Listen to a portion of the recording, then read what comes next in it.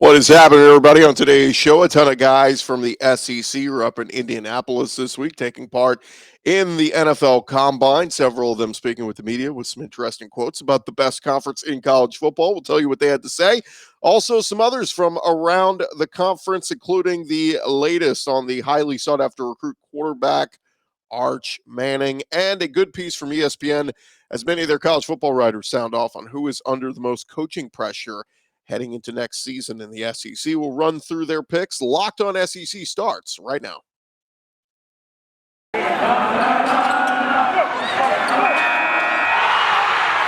are Locked On SEC, your daily podcast on the Southeastern Conference. Part of the Locked On Podcast Network, your team every day.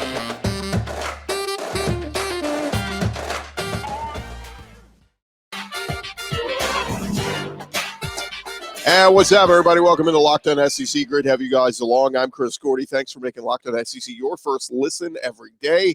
And remember, Locked On SEC is free and available on all platforms, including YouTube and at lockedonsec.com. Let's jump into it. Plenty to discuss. Let's go around the conference. Boots out to the right. Takes the handoff.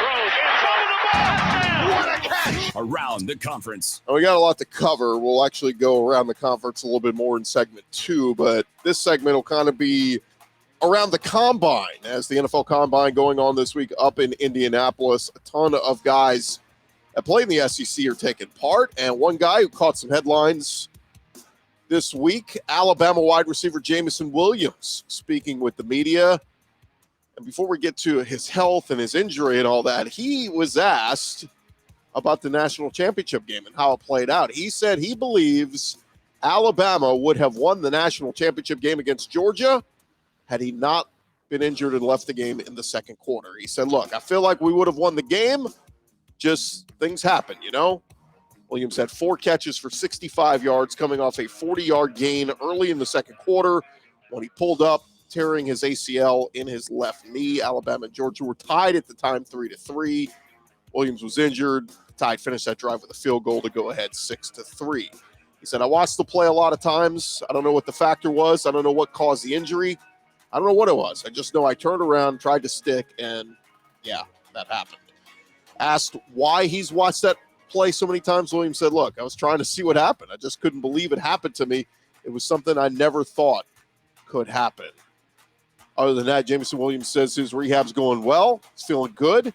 And look, still projects to be a first-round pick. We'll see where he ends up. Now, his fellow teammate, John Metchi, he tore his ACL in the SEC championship game in Atlanta, and he also wondered what could have been different if Williams was healthy in that title game. He said, look, I definitely think if we were healthy for that game, things could be different, of course. It was really tough seeing Jamison go down, especially just having gone through it and knowing what that meant, just the process we were going to have to go through.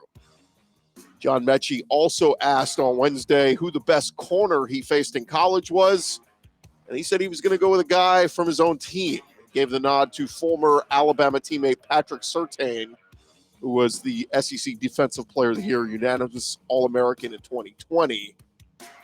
So Alabama guys sticking together. Meanwhile, over at Ole Miss, quarterback Matt Corral, he's up at the Combine. He spoke Wednesday. He said he has, quote, no regrets about playing in the Super Bowl back in January, and said he is on track to be at full speed for his March 24th pro day on campus at Ole Miss. Corral will not throw at the Combine this week. Quarterbacks will have their on-field workout Thursday because he is still recovering from a right ankle injury he suffered in the first quarter of the loss to Baylor. Corral said Wednesday that the injury was a high ankle sprain, no breaks, no tears. Should be good to go very soon. Multiple teams asked Corral in formal interviews at the Combine whether he regretted playing in the bowl game and not opting out. He said, absolutely not. Never thought about opting out of the bowl game. It was never a thought in my mind. I was going to play regardless. Corral said his recovery from the injury was originally framed at 6 to 8 weeks. Said coming along well, started taking full drop backs and workouts as well as running in his conditioning. He said about 2.5 weeks ago, I started throwing and running. I'm throwing at 100% now. Just started taking drop backs. Before that, I was just throwing from spots, not taking drop backs. Mel Kiper has Matt Corral listed as the number 3 quarterback in this draft behind Pittsburgh's Kenny Pickett and Liberty's Malik Willis. Meanwhile, Kentucky wide receiver Wandel Robinson, he's at the Combine. He was asked about the differences between playing in the Big Ten and the SEC, because remember, he started his career at Nebraska before transferring to Kentucky, where he had the outstanding season this past year. He said the speed is simply different between the two leagues. Robinson said, quote, definitely the speed. You just see the athletes that are out there on the field every week. You can't take anybody lightly. In the Big Ten, it's just kind of everybody's in a loaded box, except for some teams you're going to spread out a little. But in the SEC, everybody's fast and everybody can run.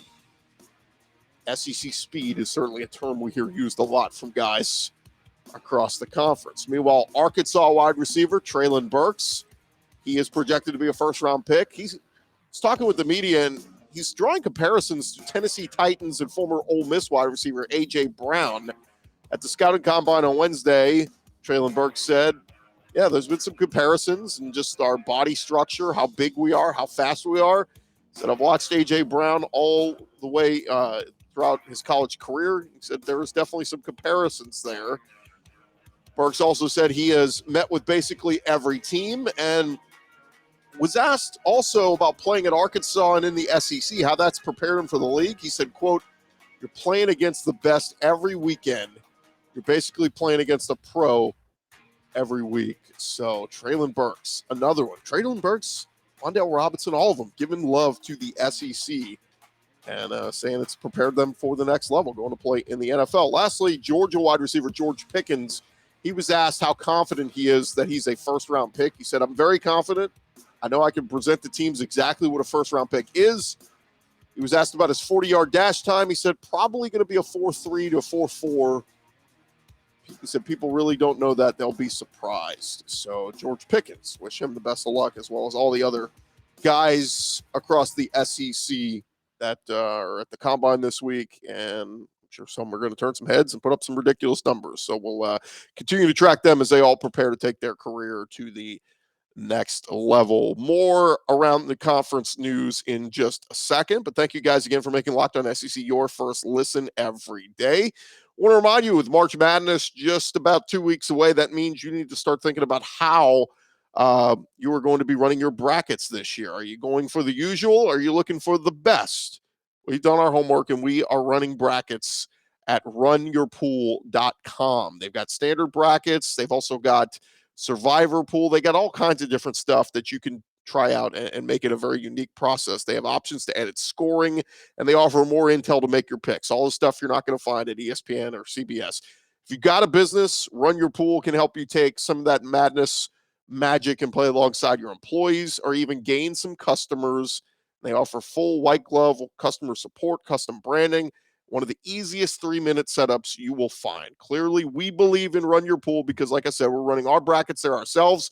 No truer test than that. If you want to play against us for a shot at a cash prize, join us at runyourpool.com/lockedon. And while you're there, create your own pool for your friends and family. You can enter the code Pure Madness at checkout. That's going to get you $10 off your custom pool. All the rules and details will be available there. That's runyourpool.com/lockedon for your chance to win a cash prize. Look forward to seeing you guys there.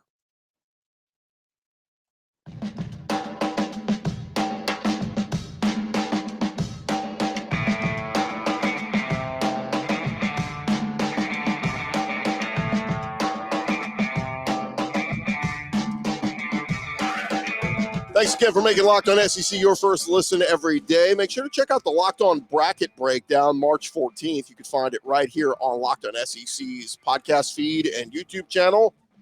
You'll have me joined with college basketball expert Andy Patton and betting expert Lee Sterling. We'll be giving you in-depth breakdown on every matchup when the brackets come down. So make sure to check that out. All right, let's jump back into it. We got more stuff we got to get to going around the conference. And we start with some spring game news. As Auburn, we know they decided to keep Brian Harsin this offseason. He's preparing for his second year in the conference. On Wednesday, Auburn announced their annual 8A spring scrimmage will be held Saturday, April 9th at Jordan-Hare Stadium. Will kick off at 2 p.m. Eastern. So looking forward to that. Auburn's baseball team will also be in town that day. They will host Vanderbilt in a game at 5 p.m. Eastern. So can pull off the doubleheader, but fans will get a first look at Auburn's quarterback battle with A&M's Zach Calzada going against TJ Finley and all the other guys. We will see who wins that battle. Probably not going to be a winner announced after the spring, but man, a lot of storylines to follow from Auburn this spring. Meanwhile, over at Kentucky, they're coming off their 10-win season. Some key players coming back, like quarterback Will Levis, Chris Rodriguez, DeAndre Square, Jaquez Jones, tons of guys on that defense. Their spring practices are going to start on March the 8th, and the annual blue-white spring game will be held Saturday, April 9th at 1 p.m. Eastern at Kroger Field.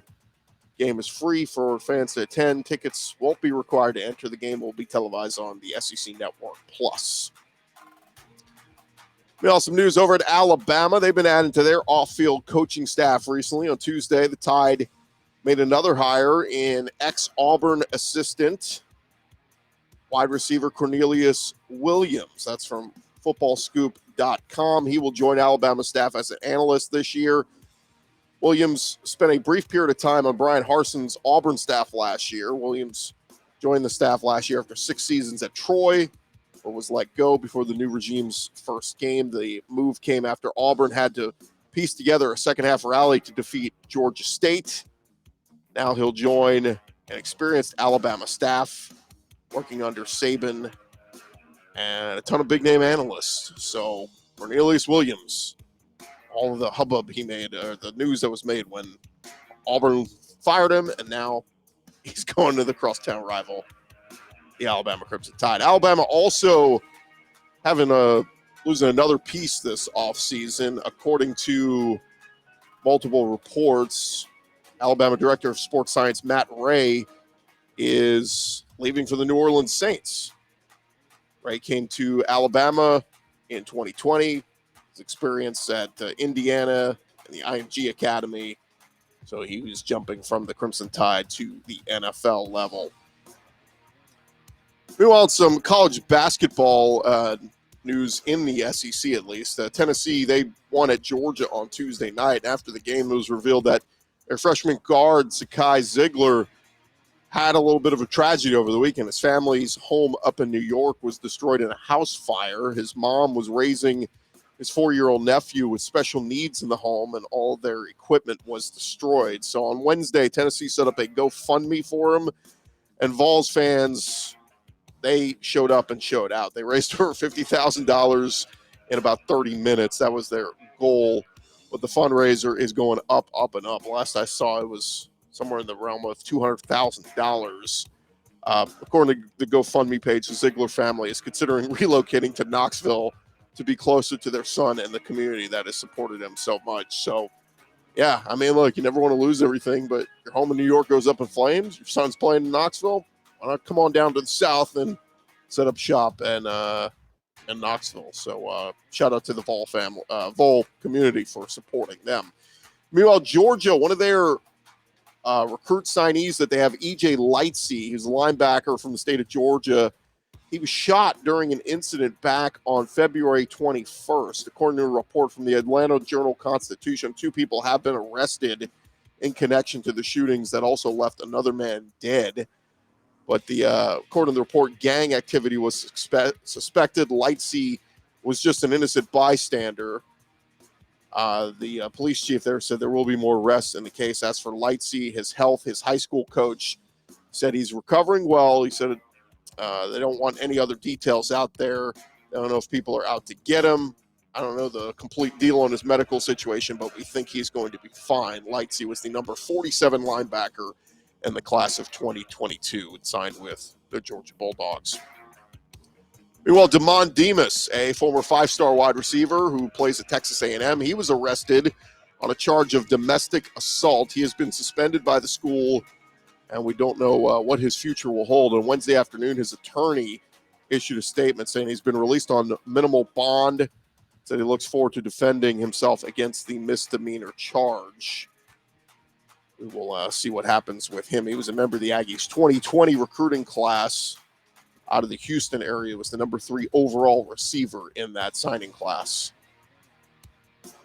Meanwhile, another guy that people are excited to see when it comes to recruiting, Arch Manning, the quarterback, one of the biggest names out there, the biggest name in the 2023 recruiting class. A lot of big-time schools are in the mix for him, and we know he kind of limited his list down to Alabama, Texas, Georgia, Ole Miss, and then added Florida and LSU to the mix not too long ago. But according to his high school coach at Isidore Newman High School in New Orleans, Manning is still considering those schools. He hasn't knocked any of them off yet.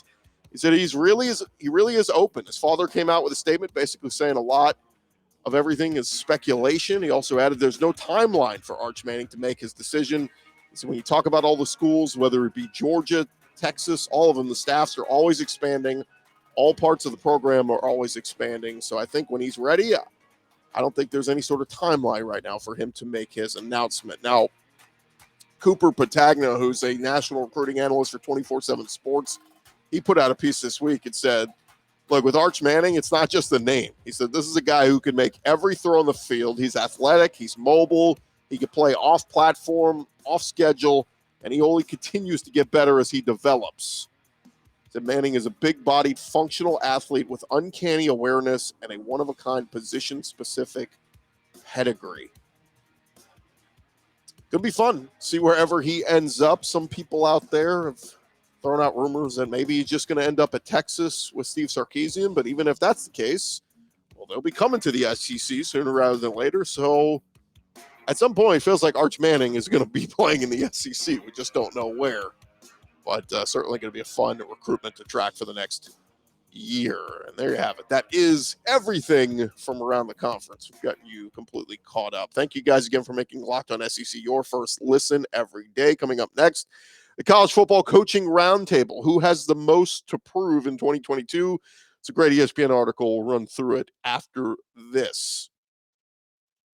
Look, football season we know is over. Basketball is in full steam with both pro and college hoops. And for all the latest odds, totals, player performance props to where the next fired coach is going to land, betonline.net is your number one spot for all your sports betting needs. Of course, we got the SEC tournament coming up. And then, of course, the big tournament after that. BetOnline, they remain the best spot for all your sports scores, podcasts, and news throughout the season. It's not just basketball. BetOnline.net, your number one source for hockey, boxing, UFC, whatever it is, you can find it on their website. Head on over there today. You can do so on your mobile device. Learn about all the trends and action going on. BetOnline, it is where the game starts. Make sure you set up an account before all the madness comes in the coming weeks.